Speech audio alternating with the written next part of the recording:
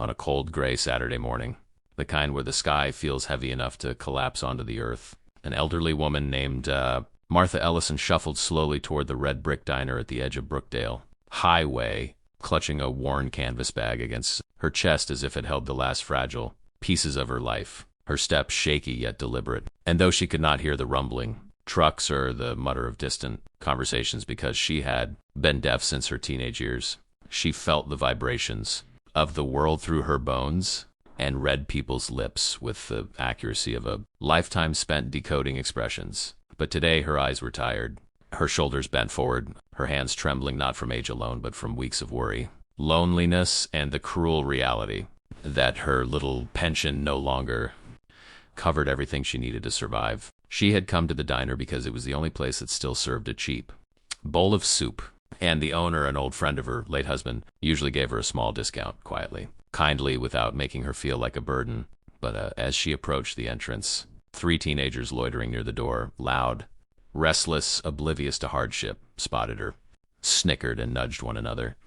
And one of them, a lanky boy in a varsity jacket who thought the world revolved round his social media following, pulled out his phone and hit record as Martha reached for the door. He whispered something to his friends that made them burst into laughter, and though Martha could not hear their voices, she instinctively recognized the mocking tone, saw the way their mouths curled with cruelty, and froze, her hand hovering near the door handle as if touching it might somehow make everything worse. And then the boy stepped forward, blocking her path, saying loudly, "Hey, Grandma, you lost or something?" while waving his hand exaggeratedly in front of her face as if she couldn't see either. And his friends cackled as he filmed her confusion, zooming in on her frightened expression. Martha's lips quivered as she tried to motion with her hands that she was merely trying to get inside, that she meant no harm, that she had as much right as anyone to enter a public place.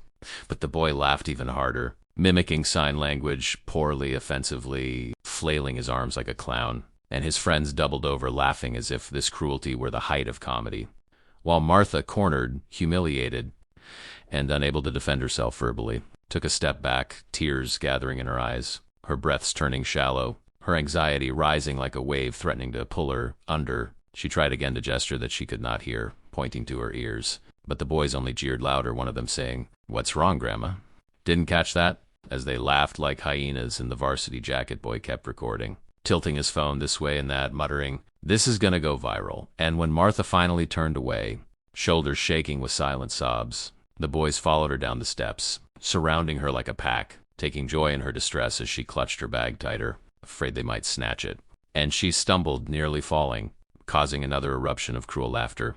She sat down on the curb, unable to bear the humiliation any longer, covering her face with her trembling hands as the tears streamed freely, wishing she could simply disappear, wishing someone, anyone, would help, but no one walking by dared intervene because the boys were loud, unpredictable, and youth often intimidates age, and the cold wind stung her cheeks, carrying with it the bitter taste of helplessness. The boys continued filming, one of them leaning in and tapping her shoulder aggressively, saying something she couldn't hear but saw clearly on his lips, cry louder, "Grandma, people gotta hear you." And though the words made no sound in her world, their cruelty cut deep, deeper than any sharp object could have pierced. And in that moment, as her frail body shook on the pavement, a sudden, heavy vibration approached from the distance, not the rumble of trucks, not the hum of cars, but a deep, thunderous roar that even she could feel through the ground beneath her feet. A powerful vibration that grew stronger, sharper, closer, until the boys noticed it too and turned around, their laughter faltering as a long line of chrome-clad motorcycles emerged from around the highway bend like a storm front, rolling across the horizon.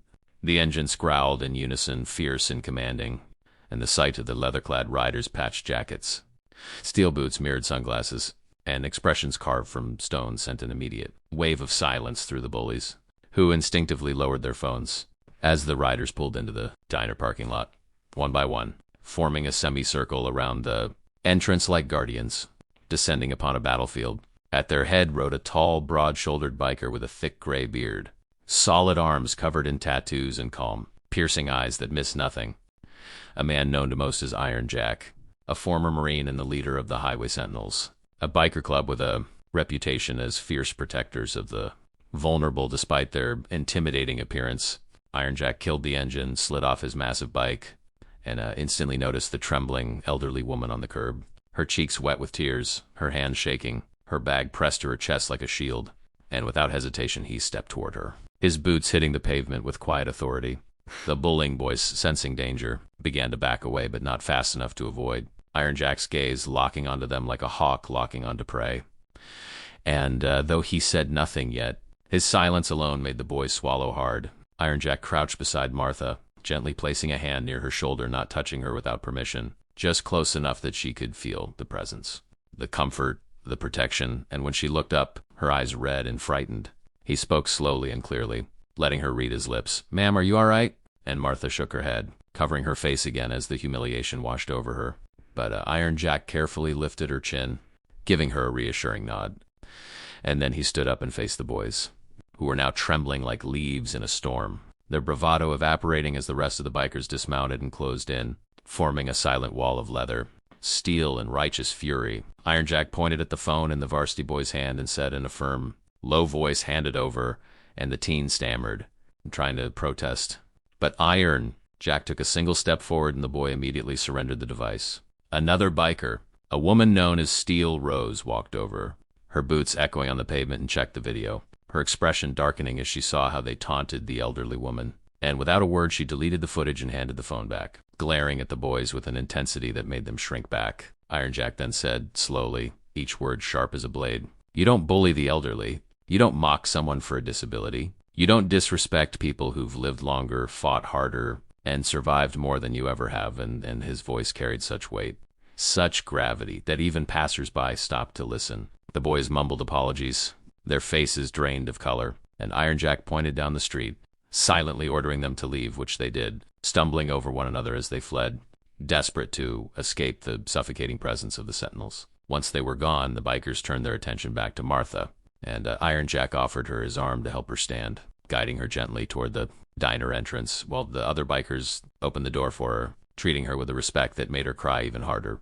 But now the tears were different, softer, warmer, touched with relief rather than pain. Inside the diner, the owner gasped when he saw Martha with the bikers and hurried over, explaining to Jack that she was a regular, a sweet soul going through hard times. And the sentinels exchanged glances, silently agreeing that today was not just about chasing away bullies.